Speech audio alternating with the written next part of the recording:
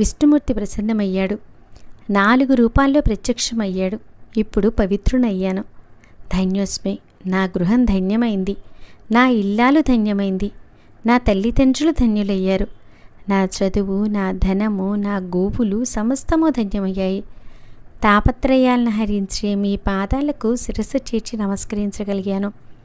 విష్ణు సందర్శనంతో సాటి వచ్చే మీ దర్శన భాగ్యాన్ని లభించింది.